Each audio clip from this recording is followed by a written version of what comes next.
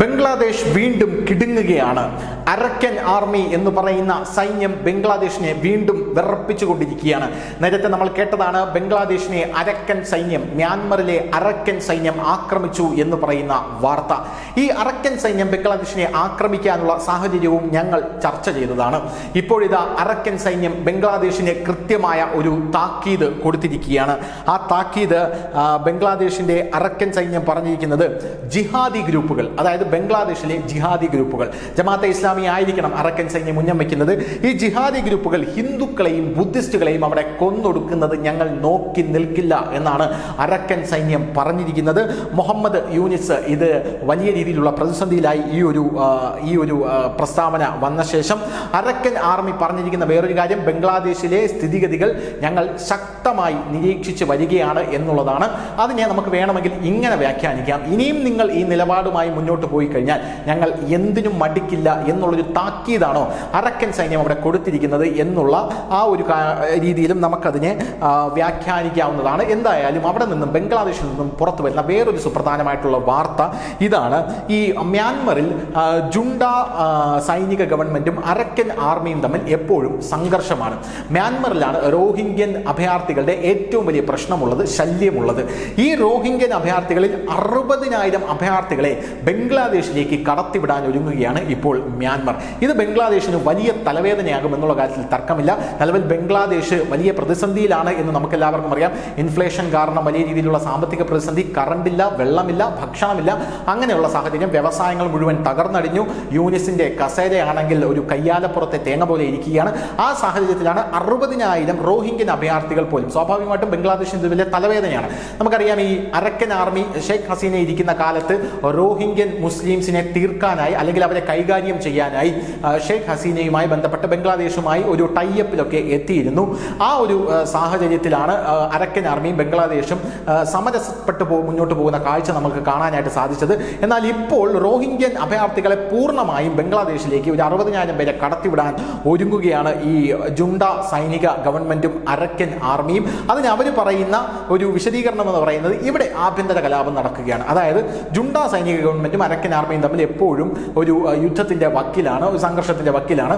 അതുകൊണ്ട് തന്നെ റോഹിംഗ്യൻസിന് ഇവിടെ ജീവിക്കാനുള്ള ഒരു നിവൃത്തിയില്ല.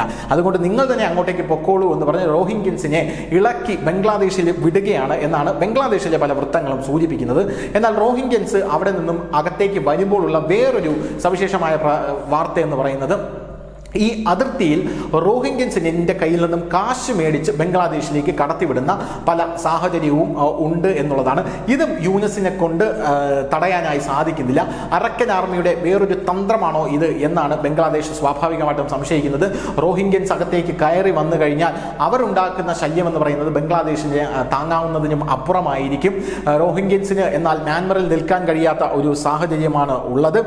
ബംഗ്ലാദേശ് വിദേശകാര്യ ഉപദേഷ്ടാവായിട്ടുള്ള മുഹമ്മദ് തൗഹീദ് പറഞ്ഞിരിക്കുന്നത്, ഞങ്ങൾ ഈ റോഹിംഗ്യൻസിനെ ഇങ്ങോട്ടേക്ക് ക്ഷണിച്ചില്ലല്ലോ, പിന്നെ എന്തിനാണ് നിങ്ങൾ ഇങ്ങോട്ടേക്ക് കയറി വരുന്നത് എന്നാണ് തൗഹീദ് ചോദിച്ചിരിക്കുന്നത്. ആ ഒരു സാഹചര്യത്തിൽ റോഹിംഗ്യൻസ് അകത്തേക്ക് കയറി വരുമ്പോൾ ഇവർക്ക് യഥാർത്ഥത്തിൽ മ്യാൻമറിലും നിൽക്കാൻ കഴിയാത്ത ഒരു സാഹചര്യമാണ് ഉള്ളത്. മ്യാൻമറിലേക്ക് നുഴഞ്ഞു കയറി വന്നവരാണ് ഈ റോഹിംഗ്യൻസ് എന്ന് പറയുന്നത്. ഇവരെ തുരത്താനാണ് അടിസ്ഥാനപരമായി ഈ മുസ്ലിം വിരോധികളായിട്ടുള്ള അരക്കൻ ആർമി അവിടെ രൂപം കൊണ്ടത് എന്ന് വേണമെങ്കിൽ നമുക്ക് പറയാം. ഇനിയും റോഹിംഗ്യൻ അഭയാർത്ഥികളെ ഇങ്ങോട്ടേക്ക് കടത്തിവിടാൻ ഞങ്ങൾക്ക് അനുവദിക്കാൻ സാധിക്കില്ല എന്ന് പറയുമ്പോഴാണ് അരക്കൻ ആർമിയുടെ ഒരു നേതൃത്വത്തിലാണോ ഇവർ ഇങ്ങോട്ടേക്ക് കടന്നു വരുന്നത് എന്നുള്ള സംശയം ബംഗ്ലാദേശിലേക്ക് ഉയരുന്നത്. ബംഗ്ലാദേശിലേക്ക് വരാനായിട്ട് ഞങ്ങൾ അനുമതി നൽകിയില്ല, വ്യത്യസ്തമായ വഴികളിലൂടെയാണ് നിങ്ങൾ ബംഗ്ലാദേശിലേക്ക് നുഴഞ്ഞു കയറുന്നത് എന്നാണ് പറയുന്നത്. അതേസമയം ഇന്ത്യ അടക്കം ഈ കാര്യം സസൂക്ഷ്മം നിരീക്ഷിക്കുകയാണ്. അതായത് ഇന്ത്യയിലേക്ക് ഈ ബംഗ്ലാദേശിലേക്ക് കടന്നു വരുന്ന ഈ റോഹിംഗ്യൻ അഭയാർത്ഥികൾ കടക്കാനുള്ള സാധ്യതയുണ്ടോ എന്നുള്ള ഒരു സംശയം ഇന്ത്യക്കുണ്ട്. അതുകൊണ്ട് തന്നെ അതിർത്തിയിൽ കൂടുതൽ സുരക്ഷ ഉറപ്പാക്കാനായി ഇപ്പോൾ ഇന്ത്യ അടക്കം നിർദ്ദേശം കൊടുത്തിട്ടുണ്ട്.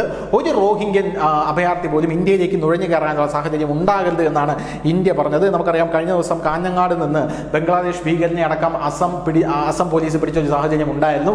കേരളത്തിലാണ് ഇവരുടെ ഒരു വിളനിലം എന്ന് പറയുന്നത് വേറൊരു കാര്യം. അകത്തേക്ക് കയറിയ ശേഷം കേരളത്തിലേക്ക് ഇവർ എത്തും എന്നുള്ളത് വേറൊരു കാര്യം. അതിൻ്റെ ഏറ്റവും വലിയ കാര്യം എന്ന് പറയുന്നത്, സക്കീർ നായിക്കിനെ പോലെയൊക്കെയുള്ള ഇസ്ലാമിക മതമൗലികവാദികൾ കേരളത്തിലേക്ക് നിങ്ങൾ പോകൂ, അതായത് രാജ്യത്തെ മുസ്ലിങ്ങൾ മുഴുവൻ പോകൂ, പോകൂ, അവിടെ മാത്രമേ നിങ്ങൾക്ക് സംരക്ഷണം ലഭിക്കൂ എന്നുള്ള പ്രസംഗങ്ങളൊക്കെ സക്കീർ നായിക് നടത്തിയിരുന്നു. അതിനുശേഷമാണ് ഇവിടെ ഏലത്തൂരിൽ ട്രെയിൻ തീവയ്പ്പ് കേസൊക്കെ ഉണ്ടായത്. അത് വച്ച ആ ഒരു പ്രതി എന്ന് പറയുന്നത് സക്കീർ നായിക്കിൻ്റെ ഒരു ഫോളോവർ കൂടെയാണ് എന്നുള്ളതാണ് ATS, മഹാരാഷ്ട്ര ATS അയാളെ പിടിച്ച് കേരള പോലീസിൻ്റെ കയ്യിൽ ഏൽപ്പിച്ച ATS അടക്കം പറയുന്നത്. ഈ ഒരു സാഹചര്യത്തിലാണ് നമ്മുടെ ഇന്ത്യ ഈ ബംഗ്ലാദേശിലേക്ക് കടന്നുവല്ല റോഹിംഗ്യൻസിന് ഇങ്ങോട്ടേക്ക് വരാതിരിക്കാനുള്ള ഒരു പ്രിക്കോഷൻ അല്ലെങ്കിൽ ഒരു ജാഗ്രത പുലർത്തുന്നത്. News desk, news India Malayalam.